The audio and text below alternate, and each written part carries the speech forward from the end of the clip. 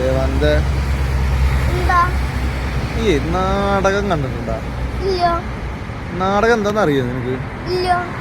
അതായത് നമ്മുടെ പണ്ട് കാലത്തൊക്കെ, അതായത് ഇപ്പൊ നീയൊക്കെ TV കാണുന്നില്ലേ?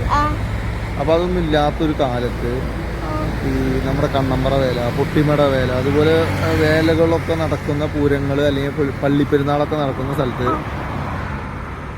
നാടകം എന്ന് പറയുന്ന സംഭവമായിരുന്നു. നമ്മൾ സിനിമ ഇപ്പോൾ ഒരു സിനിമ 2-2.5 മണിക്കൂർ കണ്ടു കഴിഞ്ഞാൽ സിനിമ കഴിയും അല്ലേ?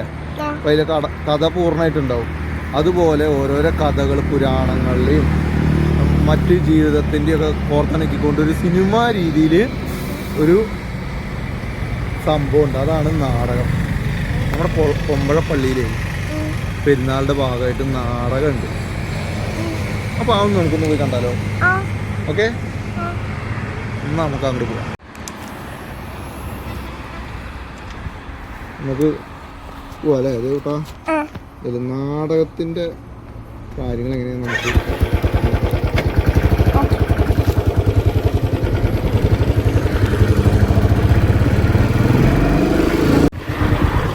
ഓരോരോ സീനുകൾ വരുമ്പോഴേ കർട്ടനൊക്കെ മാറ്റി നല്ല രസകരമായിട്ടാണ് ഈ നാടകങ്ങൾ ഉണ്ടാകുക.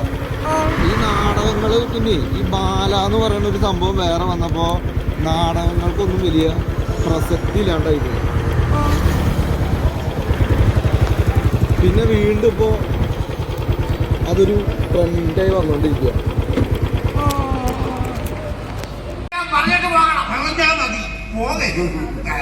കഴിഞ്ഞ മാസം വരെ 48.26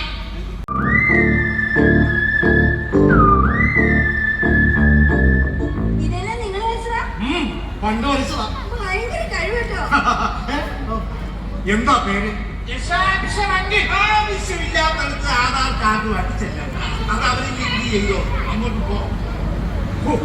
എനിക്ക് ആഗ്രഹമുണ്ട്, പക്ഷെ കാശിന്റെ കാര്യം ചിന്തിക്കപ്പെടാ. കാശിനെ പറ്റി ചിന്തിക്കണ്ട. എത്ര കാശ് പക്ഷേ കല്യാണം കഴിഞ്ഞാൽ തിരിച്ചു തരണം, അല്ലെങ്കിൽ എന്റെ സ്വഭാവം.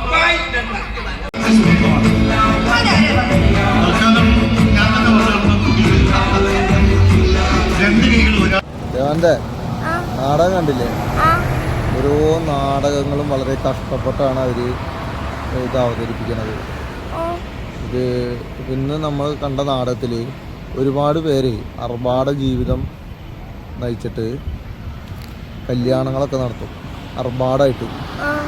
പിന്നെ അത് കടം വാങ്ങി അത് വലിയ വലിയ കടത്തിലേക്ക് എത്തും. അവസാനം ജീവിക്കാൻ പറ്റാണ്ടാവും, സ്വന്തമായിട്ട് സ്ഥലമൊക്കെ വിൽക്കേണ്ടി വരും. അപ്പോൾ അതൊന്നും അങ്ങനെയൊന്നും ചെയ്യേണ്ടതില്ല. നമ്മുടെ കയ്യിലുള്ള പൈസ കൊണ്ടൊക്കെ അഡ്ജസ്റ്റ് ചെയ്ത് ജീവിക്കാൻ പഠിക്കണം എന്നുള്ളതാണ് മെസ്സേജ് ഈ നാടകത്തിൻ്റെ.